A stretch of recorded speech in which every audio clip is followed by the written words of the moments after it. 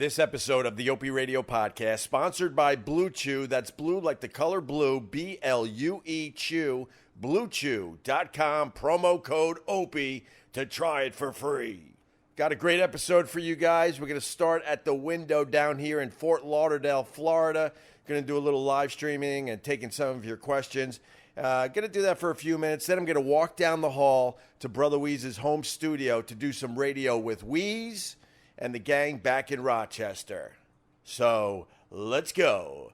Hi, hi, hi, hi, hi, hi. Woohoo.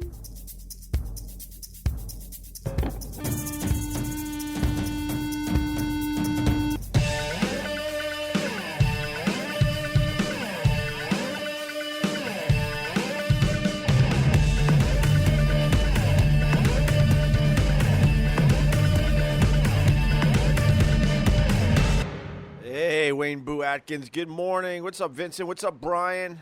He says, now that's a view. All right. This is a view from Brother Wease's joint down here in Fort Lauderdale, Florida. We went to a Super Bowl party last night on the Intercoastal down here in Fort Lauderdale. Wease was telling me that the house is like $20 to $24 million down here. There was over 100 people at this Super Bowl party last night, and you wouldn't know it because the place was so damn fucking big. And I posted a picture from the living room where me and Wease and the King were watching the game. And the room was so big, it had 3 coffee tables. The ceiling, I don't know, it had to be at least 20 feet high. And I posted this picture, and everyone's making fun of me because they're saying the TV's too small for the room. I'm here to tell you, I've never seen a TV bigger in my life. I don't think you could buy a bigger TV. But the room was so damn big that the TV looked tiny in this room. We were outside podcasting, and the King comes running over and says, blah, blah, just power booted all over the couch in the living room. This couch, because I saw it after the fact, it has to be a $30,000 couch. And there was a giant towel on there because they try to scrub and wash out the puke. Supposedly the guy was power booting on the couch in this home that's worth between $20 and $24 million. And I got a primo seat for the Super Bowl because no one wanted to sit on the couch. I was sitting pretty much on one of the towels because the mess took up about 2 of the cushions.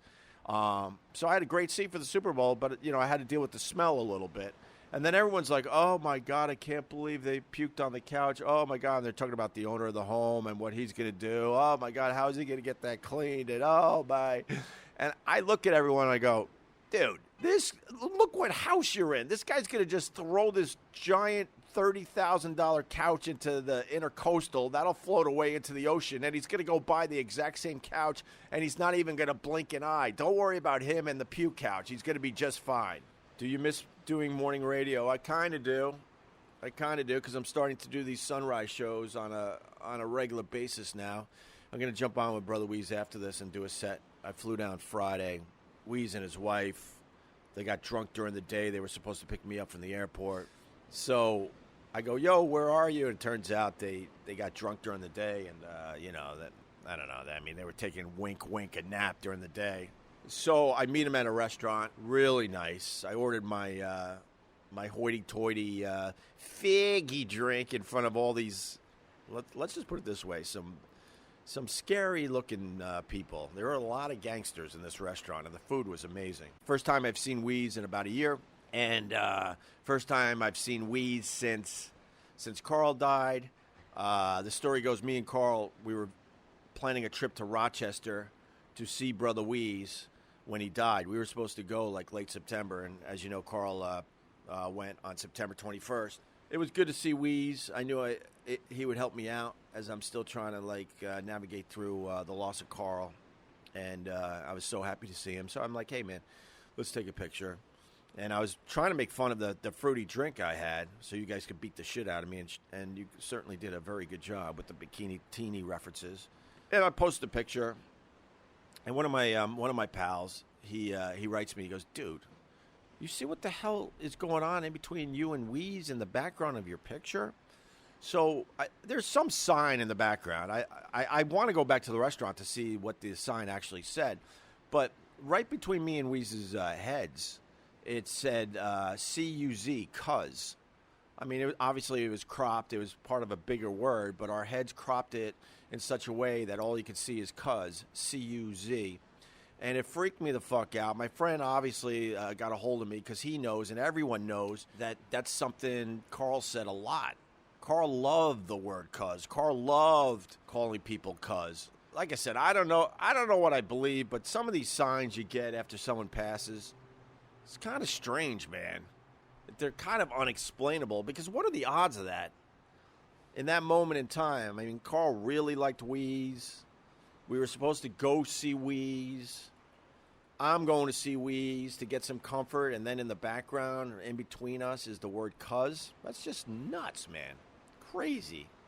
Kilo Soul. Carl was the coolest chef ever. My God, was he. Absolutely. Oh, my God. Yeah, I still boogie board, but ever since the Outer Banks, I'm not as aggressive. I was kind of an aggressive boogie boarder. I know that sounds lame because, you know, at that point you should be surfing. I get it. But I would take my boogie board in when there were really, really big waves. And I loved the hell out of it. I loved the shot of adrenaline it gave me. But I was in the Outer Banks. My son was 2 or 3 months old, and I was boogie boarding. And this wave, I'll tell the short version of the story, but this wave, I got on top of it. I got in front of it too much, and it slammed me down, and there just wasn't enough room between, you know, the wave hitting and the sand. So it pretty much just jammed my neck and shoulder right into the sand. And I remember being underwater still and in pain. And my first thought was, holy shit, I just paralyzed myself in front of my entire family, because the whole family went down to the Outer Banks with my wife and my new son on the beach watching this. And I started freaking the fuck out. I mean, my limbs and all that never went numb or anything, but my thought, just how I hit, I was like, holy shit. Long story short, I got out of my position and I got out of the water, and I was shaking because I'm like, man, that was a real close call. And I had the most unbelievable road rash on one side of my face all the way down. I think it was my left side and my left shoulder. So I went back after that vacation and told the boys on the old radio show, and boy, did they give me a beating. Talking about me being a shock jock, paralyzed. That's what you're referring to, right? Did I ever sail? I used to sail with Norman and Martin, two names I don't think I ever brought up on the podcast. My friends from a million years ago. They were from Germany. Their parents were born and raised in Germany and came to America for a better life. And my friends Norman and Martin were very, very unique kids. They were the smartest kids in my high school, more or less, top 5 anyway. There might have been an egghead that squeezed them out for the top spot, but in general, they were pretty much the smartest 2 kids in my high school. And they played like the violin. Well, everyone else was playing like guitar and drums. They played violin and that giant, was it an oboe? Is it an oboe? One of those giant classical instruments that you have to move around with a tiny wheel because it's too heavy to carry. I remember one of them was playing that. They were great at ping pong. They were great at chess. And on the weekends with their father, they entered sailing races. So as just a much dumber kid that was way more American than them, I would join them for some of the sailing competitions on the weekends out of Huntington Harbor, I believe. It was fun, man. And their mom was a pianist, like one of the giant organs in the church. She would put on concerts locally, and you'd go into the church, and I'm like, where the hell is she? And she'd be way up in the rafters with those giant 10-foot, 12-foot pipes behind her, and she would just jam on the I guess it was more an organ, right? On the organ, and she would put concerts together, man. But they were a unique family, to say the least. and really good at ping pong, which pissed me off because we used to play for money, and I was convinced I could beat him, and I got my ass kicked. And then we used to play Chinese handball. I don't know if you're allowed to say that. And it got a little weird because when I was growing up, we used to play handball, and Chinese handball was basically it bounces first before it hits the wall.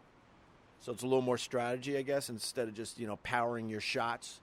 And I don't know, man. It was my generation. I'm praying a few of you could back me up on this. But basically, the game turned into what's called asses up. So if you lost the game, you had to go against the wall and drop your shorts or your jeans, your pants, whatever, your sweats.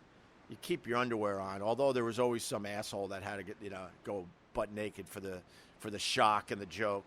Everyone else that was in the game that didn't lose, they all get to throw the ball as hard as they can at your ass from about 20 feet away. I thought it was a little weird, I'm not going to lie to you, but I didn't want to rock the boat. I think that's when a lot of us get into some situations because we don't want to rock the boat. Look at this sunrise down here in Fort Lauderdale. My God, that is just beautiful. I think I'm going to the Elbow Room today.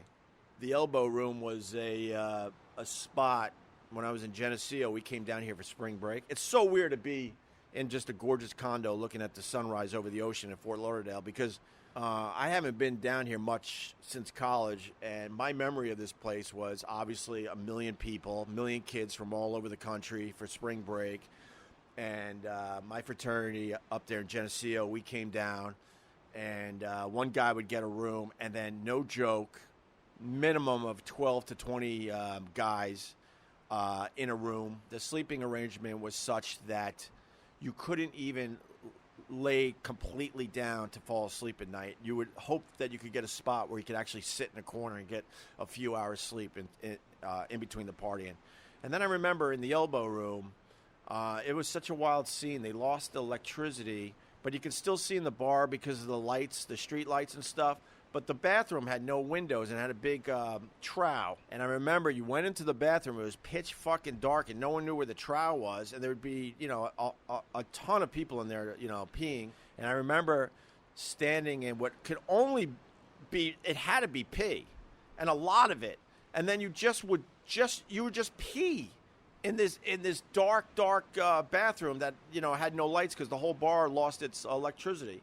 And I look back at that as just a damn good fond memory of my time down here for spring break in Fort Lauderdale. So I wonder why it was dark. It was dark because the electricity in the bar was out. And then, you're stupid college kids, and it just became the thing. No one gave a shit, and everyone's just fucking laughing and just peeing wherever the fuck they wanted. And I remember back then they used to, the song that would close the night was 2112 by Rush. For some reason, I remember that too.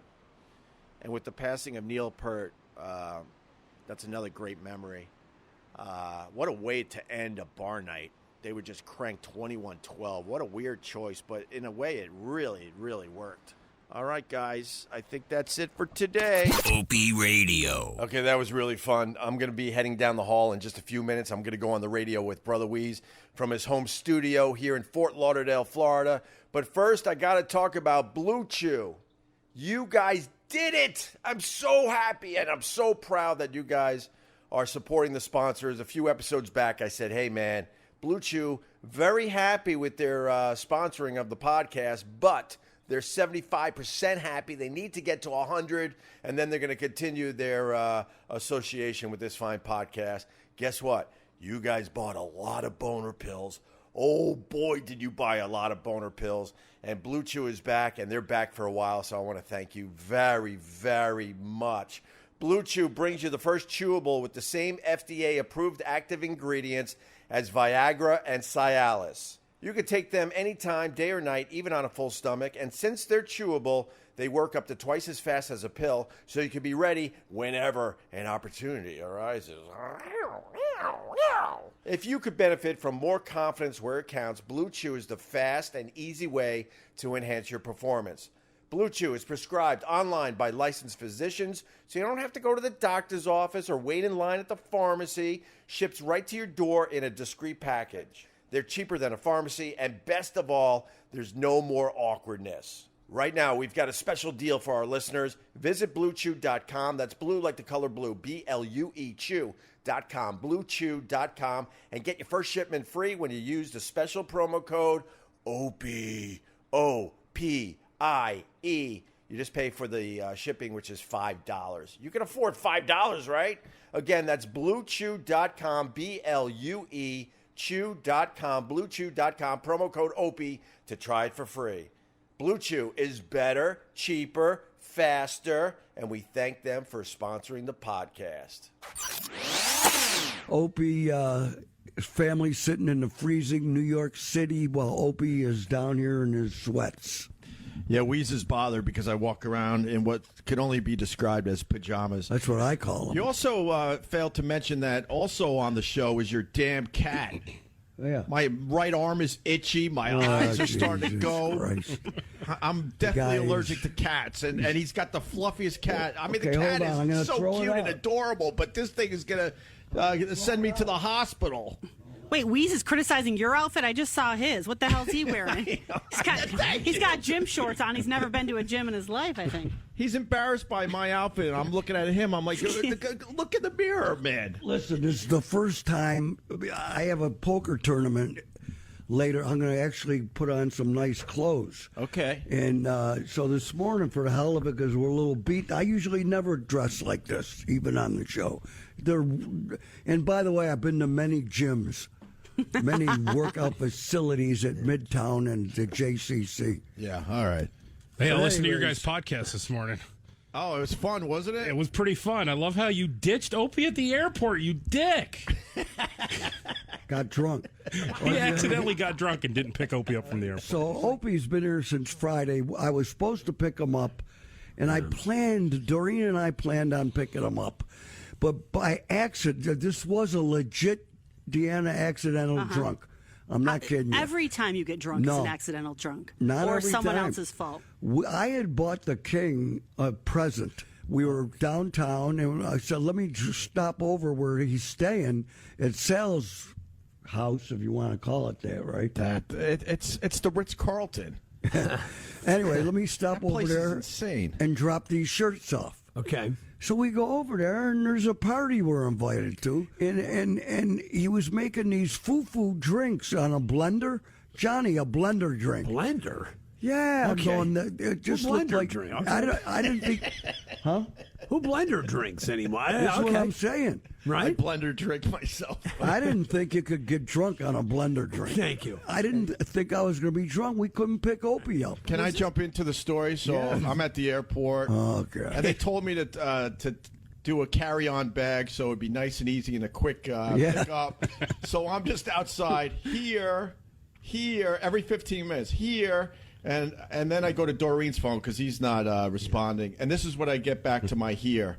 Mom, Alexa, wake me up at 5. Alexa, wake me up at 5:20. Mom, Alexa, wake me up. I don't know how that happened. We had reservations at a restaurant that, first of all, you can't sit at your table. They have strict rules at this joint. They're nuts at Margarano's. And you can't, let's say you got a party of 6. If 5 of you are there, you still can't sit at your table till everybody shows up. Oh, they do that at the Cheesecake Factory, too. Just so Do you they know. really? Same level They restaurant. Do they, though? They do? Do they do it? Oh, I never did that. Do they? Don't act like you don't know that, too. I know. Like you're Anyway. so fancy. Opie drinks gay drinks. Like what? What I've do you been mean? doing that forever. Oh, my God. I like the blender drinks, John. You're going to make fun of that. At Margarano's, Tools, at Yeah. Margarano's, where they play Goodfellas on a loop, basically. Yes. He orders some kind of foofy, comes pink. Pink. Oh, what are you doing? Pink in a martini glass. With the tiny little spoon so you could scoop out the goodness. The thing on the menu said spicy, sweet spicy, and it was a tequila drink. I honestly didn't know it was going to come out like that, but then I owned it. You got to own it, right? Yeah, at that point, you have to. And there were some hardcore gangster people around us. And then the Goodfellas is on. It's the scene with De Niro with the baseball bat, and I'm sipping my drink. Yeah, and what killed me was, I don't know that Opie is this wacky. I didn't. You didn't know it was going to look like that, right? before you ordered it. No, but I'm here to say I don't care. Obviously. Like kind of the foo-foo drinks are more tasty sometimes. Yeah, that's all. I agree. Anyways, he orders the second one. I did, because I get my tequila. It comes man style. Oh yeah, that's a manly Ice drink. cubes and tequila. 100%. You know, Like, when you're worried about being a man so much, there might be a problem. It's got That's all nothing to I'm do gonna with say. the word. Well, you got the pink drink. Because- The only man in the whole joint with the balls to drink a Yeah, pink because drink. everybody else wanted that drink, but they don't have confidence in it enough. They don't know how to own it. He owned it with the. Can I tell the Bikini Teeny story really fast? Which one? Because it started with that. So, my wife, she's from Philly. They're all union guys, blue collar guys. We go on vacation to the Outer Banks, and around the table, all these hardcore, men are ordering grandpa beers like a Schlitz, a Miller Lite. It's all beer. And Make the sure you kids- tell us before maybe the first time they met you. Well, I was relatively new. It was our first vacation together, so they're really getting to know me. And it was time for me to order my beer, and I said, I'll have a Bikini Teeny. And it came in a beautiful shark mug and all sorts of, decor. And I owned it, and I sipped it, and they all looked at me like, oh, my God. And then I ordered another one. You always order another one. Who is he weird? So weird with his How is drinking this habit. weird? And on Saturday, we went and visited Carl. Even Opie bitched at his placement. We found him. It was a long walk. Let me tell this story. Go ahead. First of all, you and your wife are fighting the entire time there. really? What? That That's never something to do. happens. And now I'm scared because when Wease gets mad, I guess he decides he needs to go 80 to 85 miles an hour, weaving in and out of traffic. Without looking. And there was rain and fog, and he's looking back at Doreen because he really wants to make a point, and I'm just trying to visit my dead friend. What was the argument over? Anything in particular? Everything. I can't even remember. Doreen was helping him with the directions. That wasn't good enough because now he's yelling, I know where I'm going. And then all of a sudden he's yelling, where am I going? I couldn't keep up with it. So, and then we get there, and Carl's he's like 15. Top floor. I've never seen this before. Carl's 15 feet in the air. Have you guys gone to these mausoleums Oh, yeah, where yeah. they're up high? They're nice. No. Oh, yeah. I've never seen up high. It's kind of weird because I want to touch the stone or something, and you're just looking up in the air. Yeah. And then I'm kind of thinking of Carl, and I'm not going to lie, I have just a little moisture. I'm not going to go, have a breakdown or anything, but a little moisture as I'm thinking about my friend. And then I hear this noise coming from around the corner, and me and Doreen go, what can I say for this? We're on regular radio. Say the whole thing. Okay. I go, is he peeing? You are not. So we look around the corner, and he's got his hog out, and he's just rocking it as I'm trying to have a moment with my friend. Listen. What? You have to What go.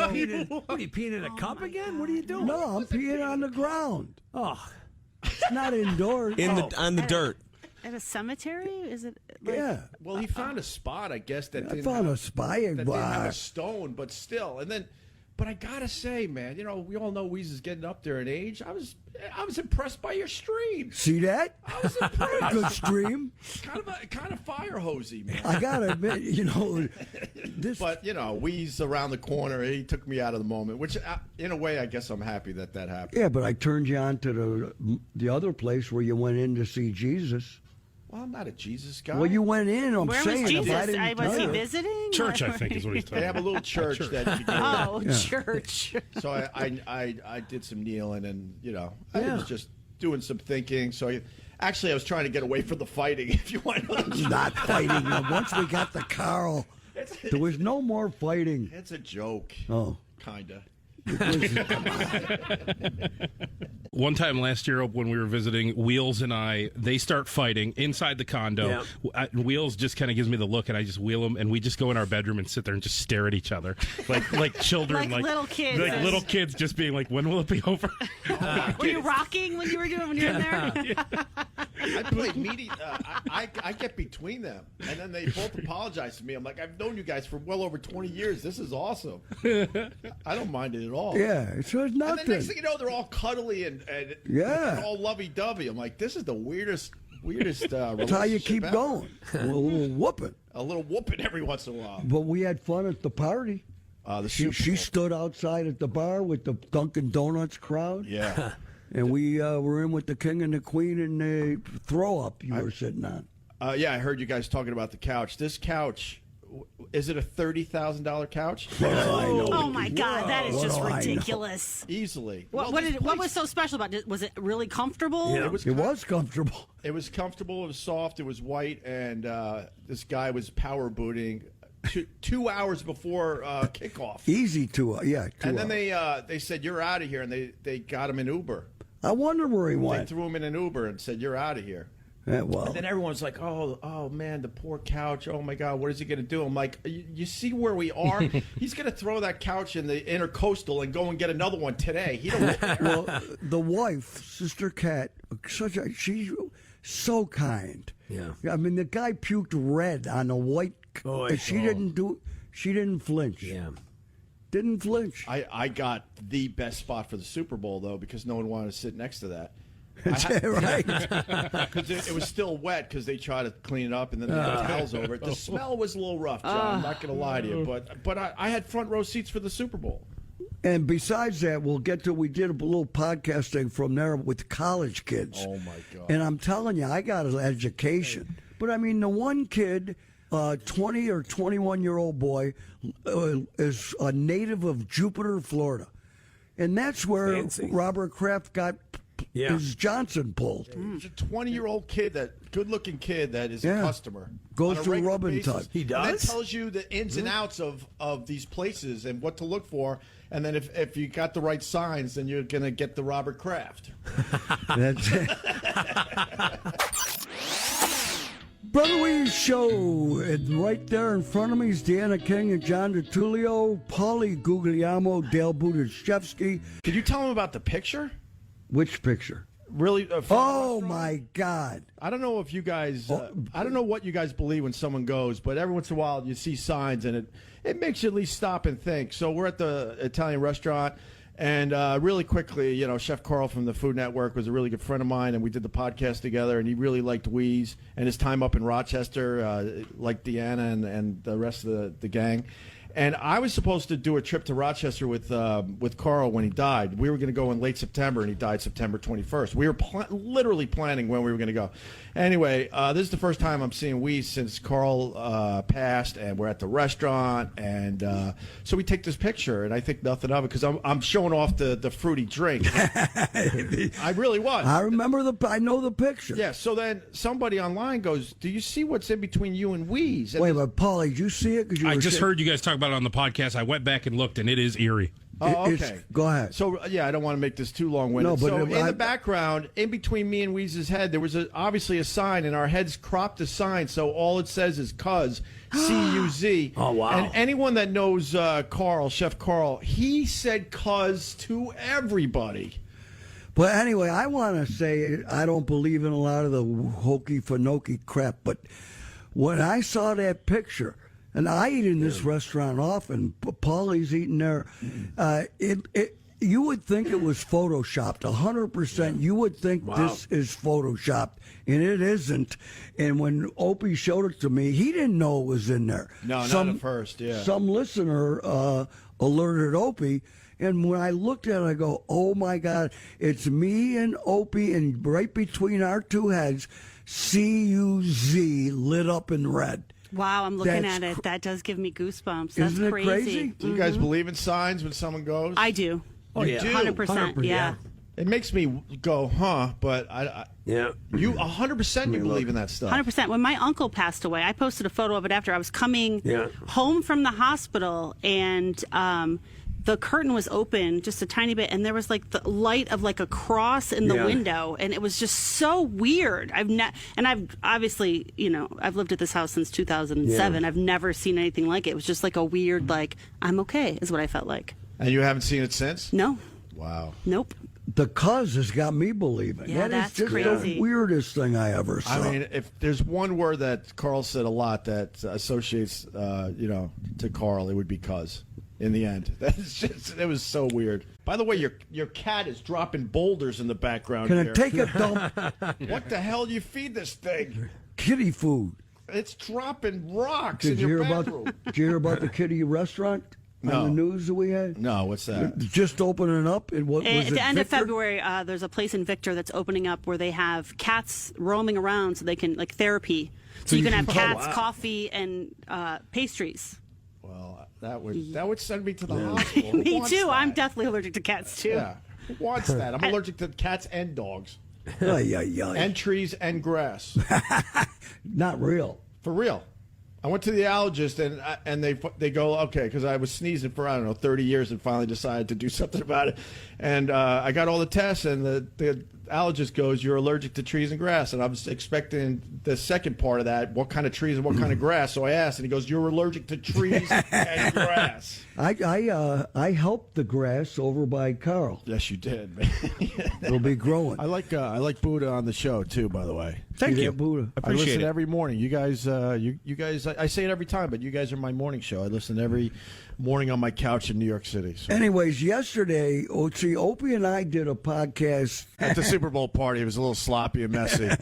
Carl used to call that, the wheels are off. But it'll be a fun listen, especially the end of the episode where we almost got in another car accident. So that'll be fun for everybody. Oh, we were doing it in the car. You don't remember doing that in the car? No. And then us making fun of you because you couldn't get in your parking spot at your building? Oh, well, it's not easy, bro. You saw it. Do you remember giving the lady that took your handicap spot, yelling, not at her because she wasn't there, screaming the C word at her? Yes. Because she Wease. took your... Shut up, You Deanna. shut up. Because she took your handicap space? Oh, my God. Let him explain, please. Well, what explanation is there? Well, you got to hear the evidence first. God. Come Okay. on. What's the Somebody evidence will other than she explain. pulled in? Let me start, though. It's hilarious. In the building that Wease lives in down here, there's 3 handicap spaces. And 2. Oh, there's only 2. Oh, Those 2. 2. Sorry. 2 handicap spaces, 3 cars competing for these spaces. Yeah. So it's a thing every day when we pull into the garage. And man, if someone is in his spot, oh boy. This lady, you hear me, Deanna? Uh-huh. This biatch sees the unt. Her real parking spot is about 15 feet away from the handicap spot. You understand? He's not lying. He's not lying. She could park in her own friggin' spot and I'd be in heaven. At the beginning of my tenure in this building, when we didn't have any spot because mine was under construction, that piece of crap. You see where I'm at? So it was under construction. So the management told me, they gave me this number and they said, park there. Turns out it's this lady's spot. She would leave notes on my car. Can you elaborate on the content of the notes? Go after yourself, get out of my spot. So she started it. Did she write "Go F yourself"? No. No. Did she say, "I'm sorry, but you're in my spot, sir"? Wait a minute. Listen. So this lady, who I'm going, if you're in the handicap spot, what do you care if I'm in your spot? She says you can't park in my spot anymore. I go to management and start bitching about the lady who, if she's in the, why can't I use her spot when she ain't in it? They actually told me, I've been waiting to meet the big boss, the bigger boss here, because they told me that these people own their handicap spots. They actually painted the stuff on the floor and put up the sign, and they tried to sell me that piece of crap, and it ain't true. How do you know it's not true? Because I called the Department of Motor Vehicles in Florida. I said, can you create your own handicap spot and paint it and put a sign up? And they said no. That when they told me I couldn't park there anymore, I've been parking there on a regular basis now. And that lady ain't said schnit. We just fight to get there first. Okay. Hey, when you guys come down here, do you just eat a lot with Wease? Yes. Yeah. We I actually love it. ate before we ate. Yes. Yes. I don't get that. That's my favorite thing. You got to eat. It was close to the elbow room, I guess. What was that joint? It was really nice with the sushi.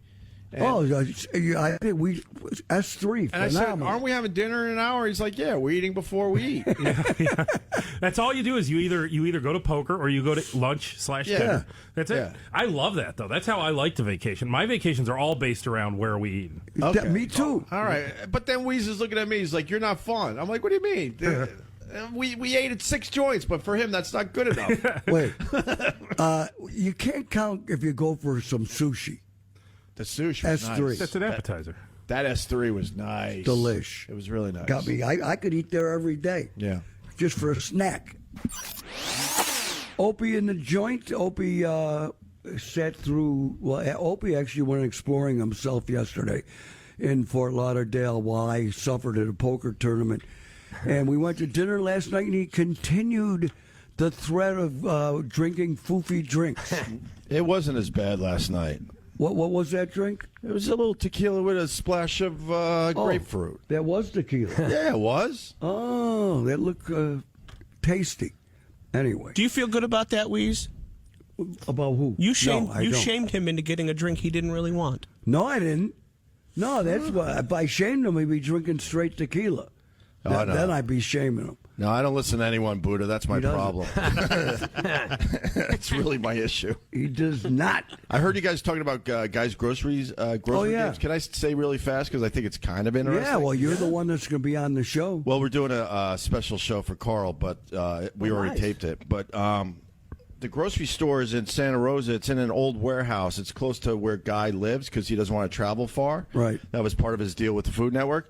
So it's a warehouse that they set up like a grocery store. No one shops there. It's just for the TV show. Ooh. And it's fully stocked because I was able to go down all the aisles. Yeah. And I just assumed they had one of everything, and then behind it was just fake stuff. Yeah. No, it's fully stocked like a regular grocery So store. what happens to the stuff? What if it real- expires? Well, that's the thing. So they got the fruits and vegetables, and they got the produce and the meats and all that. He donates that every couple weeks to all sorts of charities. Perfect. And then the rest of the food stays on the shelves until the end of the season. Then he donates all of that. But if you're lucky enough to be a guest on the show and you're on set, you're allowed to eat whatever you want. Just go up and down the aisles and grab whatever you want.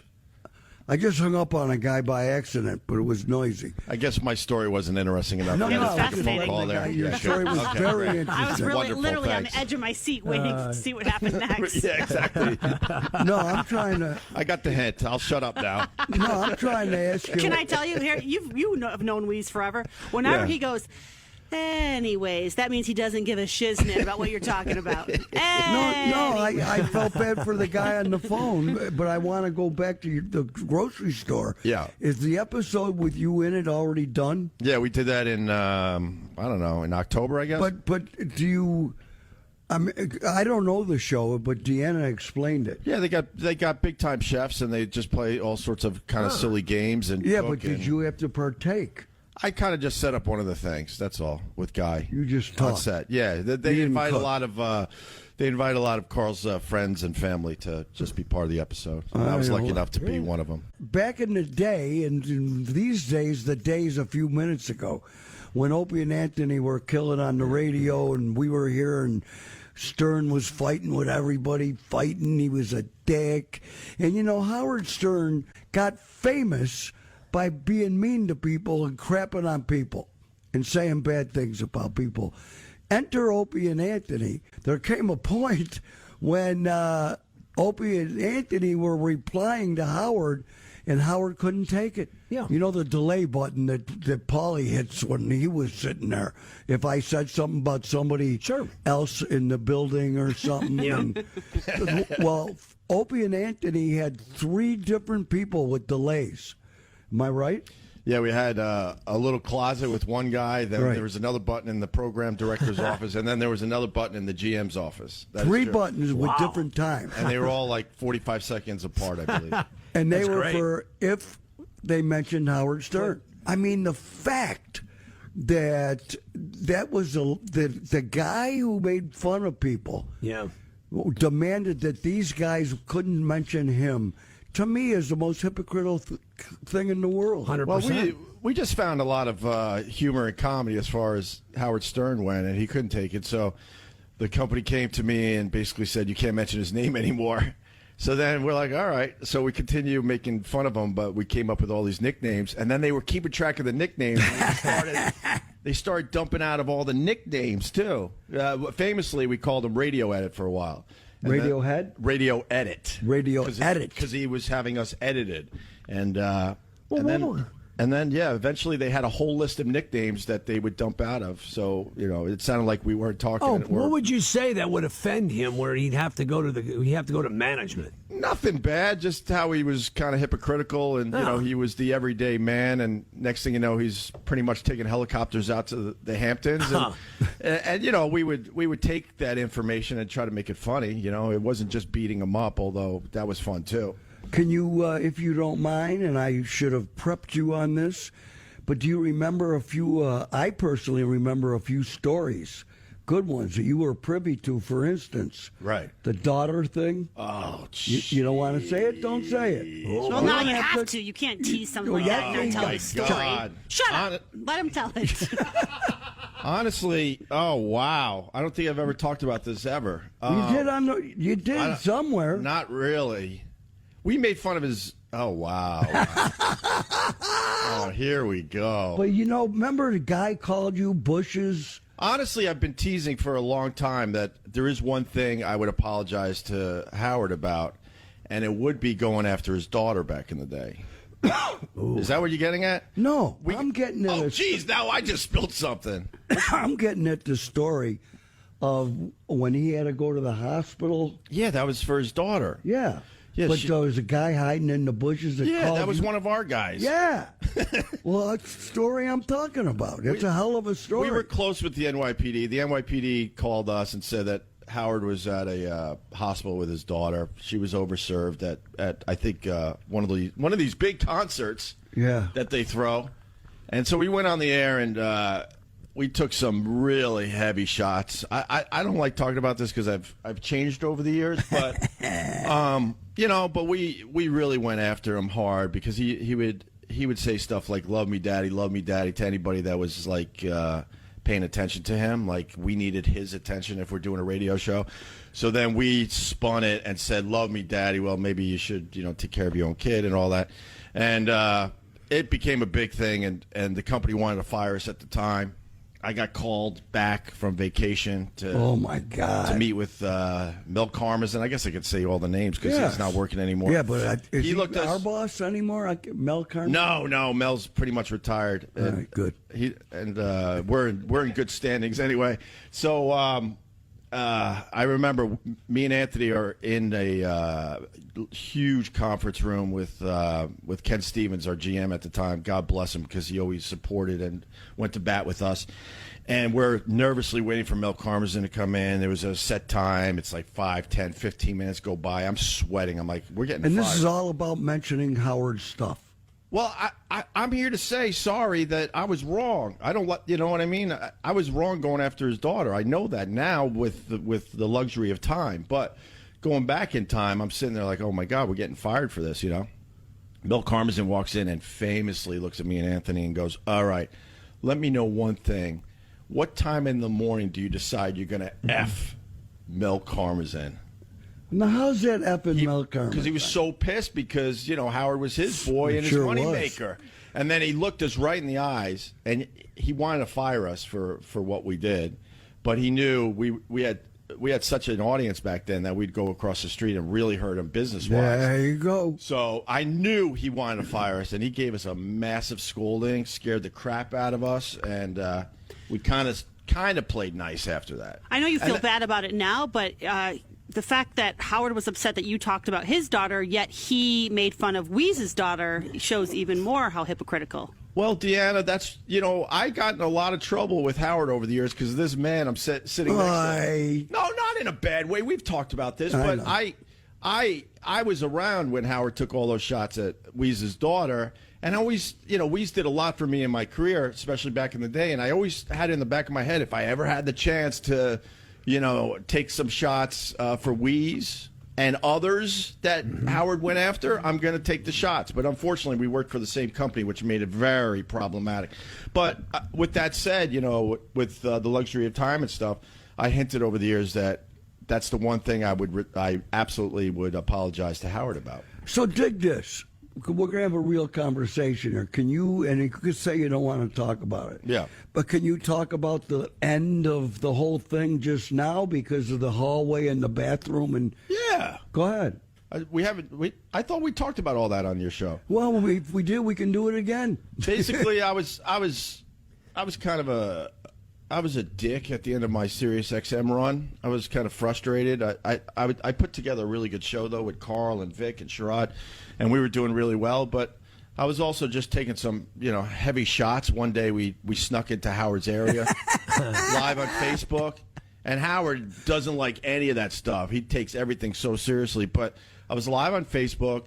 And Howard at SiriusXM has this whole wing, like a compound. You can't get in there, and it's like half the floor. And there was a cleaning lady that just happened to be going out of that door as I was on Facebook Live. So you got to take the shot, and I'm feeling it. So I'm like, hey, I left something in there. Could you let me in? And she, doesn't really understand English, but she understands I want to go in there, and she opens the door for me. Now I'm on Facebook Live. What do? I have to show I got some kind of balls, so I start walking down the hall, and my goal was to sit in his seat on Facebook Live. I thought that would be an amazing bit, but he doesn't. He does not have a sense of humor in the end at all. So then security guards come running, and they go, "Hey, get out of there!" And I turned immediately and got out of there because I knew that would be an issue with the company. And the company was really mad. They're like, we got to make sure you're not breaking into offices during off hours. It was just a silly, dumb prank with this, with Howard. So they had that in the back of their head, and the rumor was they were gonna get rid of me. And then because of an incident where it wasn't even an incident, Howard changed his hours. Okay, let me get back on track. Sorry, I'm getting overly excited here. So all of a sudden, out of nowhere, after all these years of not really seeing him, we were passing each other in the hallway. And it's been many years that we've been at each other's. You're not kidding. At each other's throats. So I was walking down the hall. He's walking toward me, and I just decided, you know what? I'm just going to say hi. I said, "Good morning, Howard." That was it, and walked by him. Kenny, my security guard at the time, he starts giggling like an idiot after we pass. I go, "Why are you laughing, Kenny?" He's like, "He is so mad you just said hi." I'm like, "Get out of here." So this happened another, I think, couple times, because we were coming to work at the same time, and we were sharing this hallway. Next thing you know, I get word that the whole place is on lockdown. And they try to say that somebody asked Howard for a picture, and he couldn't take that, so they locked down the place until he gets into his compound. So there's a famous video on my YouTube channel that I don't need to promote. It did very well, but where I wasn't allowed into SiriusXM until Howard passed and went into his area, and I filmed it, which the company was not happy with. But I was like, this is crazy. So in other words, they would hold you out until the time was correct. Because he did not want to pass me in the hallway. Right. So on the video, he passes by. I finally get to go into the SiriusXM area. It's a glass door, so you can see him walk by. And then I walk in and look around. There's nobody around. And they got, at the time, it was some 6 building security guys, watching all possible angles so he could walk through. And then I was allowed to go to my spot. Boy. The Opie story, Crazy. ladies and gentlemen. Howard Stern, the what is he, king of all media? Yeah, he's got to give it to him. Of course, you got to give it to him. Seriously, TV, movies. He doesn't do TV. He doesn't do movies. Yeah, he did. He did one of each, and then calls himself the king of all media. Well, what are you going to do? Made it 80s. Opie could see his crib from his crib. Well, yeah. Anyway, that's it. Opie, I call him Obi-Wan Kenobi. Can I ask a question as a fan of the podcast? In your nearly 200 episodes, I know you can't say specifically, obviously, it defeats the purpose of the question, but what is the most significant thing you've had to edit out? Was it just Shiznit talking? Oh, that's a good question. Yes. Carl went through a divorce, and before he really let it go and gave us all the details, we were drunk at this dinner once, and he started describing his ex-wife's nether regions. Yeah, but the bad spot, the worst of the two, let's just say. And he was not kind, and we laughed horribly at that. But then we were walking on the streets, and he goes, "Cuz, you got to edit all that out." So there's probably your answer. All right. But then. I don't know, a few episodes after that, then he described it even better, so I don't know. And you left that in. Yeah, because then he was ready to talk about it. Millennials, the whole world is blowing up. People used to have goals in life. like saving for retirement, getting married, having kids, buying a home. 70% of millennials say they don't give an F. And I think if you look around, we all know that Brother Wease is old. In my young days, people were getting married so young. Right. When they got to be 26, 27, if they weren't married, they thought something was wrong. Right. Now, and I noticed I have my sons getting married, 32 years old. That was old in the old days. I was 32 as well. You were 32. Yeah, I think that my generation's just. I'm an elder millennial, and I think You are old. Yeah, I think that my generation is just very selfish. We were the first generation that was told you can be anything you want to be when you grow up, and we actually believe it. And so we want to invest in ourselves before we invest in families, and so we get around to that later. That's what best I can come up with. See, I was 24, but I was knocked up, so I didn't really have a Anyways, it says here, here's white the trash things. wedding. The things they're skipping are saving for retirement, getting married, having kids, buying a home, and getting engaged. And I'm seeing it. And they say the reasons are basically what Paulie said. Well, the problem is, though, it's not obtainable to buy a home if you're younger. That's another one. So a lot of these kids, they go to college, they're in crazy debt, and then they go after college and move right back in with their parents. When I was coming up, that was not the case. College was more or less affordable, and you can move on and kind of get a nice starter house, and that's not as easy to do these days, unfortunately. I think really fast about life changing. You know, I didn't realize how much life changes around me until I had kids. And the other day, my daughter, she's 7 years old. We're in a cab, and she sees a phone booth. She goes, "Daddy, what's that?" Yeah. Stuff like that blows me away now. Blows me away. She asked me about, so what was FaceTime when you were young? And I had to explain that we actually left the house without a phone or any type of way to communicate with family and friends. And she just can't wrap her head around that thought. My son Sammy, who's 21. Yeah. 21. It's just unbelievable. He's completely dependent. Yeah. You're a bit of an enabler. What's that got to do with it? A little. I mean, he has his credit card, right? Does he have? Yeah. Yeah. Okay. Got to live. He's in New York. Wait, you give him a credit card to live in New York? What, are you kidding me? What? How else is he going to do it? I didn't get any of that. Wait till your kids shut up when your kids. Let them get older and be out. Yeah, obviously you have the means to make anything happen for your kids. How are you going to manage not letting them become spoiled? Well, that's the greatest question ever, and it's something we talk about, me and my wife, almost daily. It's like, how do you balance the two and understand the value of a dollar and understand how fortunate they are and whatnot. So, well, they're not going to figure it out by going to private school with other rich kids. I'm not attacking you. It's amazing that Sammy has a credit card, because I just think back to when I was that age. I would have died for a credit card. Every once in a while, my parents would give me $100 in the mail, and I thought I was rich. Yeah, well, went a lot further than it does now. And I'm so old, they didn't have credit cards. There was no such thing when I was dark ages. Yeah. Well, I got to tell you guys a quick story about my sister-in-law, who's 21, goes to study abroad in England last semester. She gets a credit card with a $500 limit on it. Yeah. Day 4, she maxes it out. My father-in-law is at my house when he gets the call, "Daddy, I'm out of money." Yeah. Do you know what his reaction was? I hope sending more money. His reaction was, "God damn it, I got to call the bank and get that limit raised." Yeah. Really? Immediately. Well, you can't leave her with no money. Yes, you can. No, you can't. You literally can. My parents left me without money, and it wasn't fun at times, but maybe I learned some lessons through all that. I don't know. Wait a minute. I'm going to when I was working in Rochester on the radio and stuff, I was just basically a plebe making no money. I actually was collecting empties and stuff. So I swear to you. All right. I was making $12,000 a year, and my parents weren't giving me a credit card. All right. But I don't know what the real thing is, because you're right. If my son is making $12,000 a year and he's going for his dream, I don't know if I would go as far as a credit card, but I would be pushing money his way. Well, I don't know what to say. My guy, you love your packages. Well, that's the confusing You love them part. like you don't crazy. know. You don't know how far to go with it. That's all. You don't. Okay, how about this? Other sister-in-law. I'm going to be in a lot of trouble for this set. Yeah. Other sister-in-law No just, names. I just turned the transmitter off.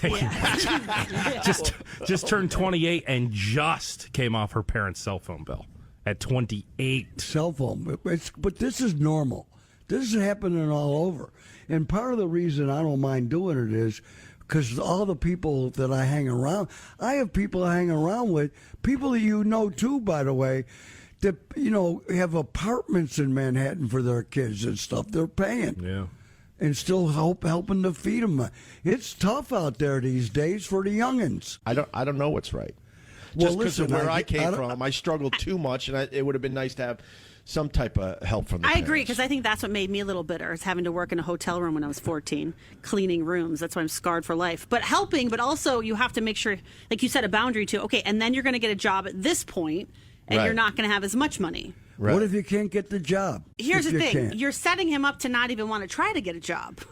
So you have to encourage him to try to get a job, because at some point, you and Doreen might not be able to help him. You might not be here, and he's going to have to survive. Then what? Yeah. It's a good point, but we'll see what Cross happens. that bridge when we get to it. It's because it's scary. Yeah. By the way, making babies is the most base thing on the planet. The one thing that they can't change, the religion tried to change, is sexual activity of the human beings. The poorer the country, the more banging they're doing. And then the kids come out, and then they're walking around. Then they have to be people. And we're running out of stuff. And I made a bunch of kids that can only pray just like y'all. Deanna's is going to be soon. I know. It's scary. It's going to be soon. Yeah, how are you going to handle that, Deanna? Well, are I mean, you going to give him a credit card? I will help him, but he has boundaries. He knows he can't just go out to eat whenever he feels like it, go shopping whenever he feels like it, because I'm not supplying money for that unless Yeah. he wants to get another job to do that. So Right. he has a limited amount of money in his bank account, and that's that. So, but I mean, But he's obviously, I'm not in going to let him. I'm not going to let him live on the street. But he has to show that he's trying to, be a functioning human being and not just. I got bitterness like Deanna because when I was growing up, when I was 12, 13, 14, and beyond that, I was actually a caddy bringing money into the household. So not only were they not helping me, it was my responsibility to help the family. Wow. Yeah, and to this day, I'm kind of bitter about it. Actually, Opie didn't give me permission to mention this, but he has relatives that he's sort of still supplying with the cake. Wow. I was going to ask that. What happened There's when you signed that first big deal? Did you have family members come and saying, "Hey, where's So he's where's my paying cut?" for one now. I had wow. Okay, let's get into this. I had I had a relative, not a brother or sister, who came to me and asked for $100,000 because he thought I could just write that check like it was nothing, and I said no, and he was in a tight spot. And instead of being understanding and maybe kind of having a further discussion with me, he actually brings my dead dad into it and says, your dad would be so disappointed in you that you didn't give me the money. Was there a pitch that went along with it? Was there a pretend business idea that he had? I don't want or- to get too many details, Okay, all but he right. got himself into a jam that a lot of us knew, and he thought I was the easy out. And no, man, I have my limits. And then I took care of my brothers and sisters when they needed it to a point. But then, like we're all talking about here, you try to find your boundaries, and maybe I needed better boundaries at the time, and I kind of slowed down the money train in general. Yeah. I had a similar story when I said that I was going to join the Wease show. I found all these Polish second cousins that said, "Hey, you got coupons for Bubba Dubba cheeseburgers?" Is that where they've been going? That motherfucker, I wonder where all those coupons been going. They're all out in Palmyra. Oh, that's good. Bubba food. Double Cheeseburger. Boo, boo, boo, boo, boo, boo, boo. Opie Radio. Boo, boo, boo, boo, boo, boo, boo. Boom, boom, boom, boom. Boo, boo, boo, boo, boo, boo. Boo, boo, boo, boo, boo, boo, boo, boo, boo, boo. Boo, boo. Boo, boo. Boo, boo.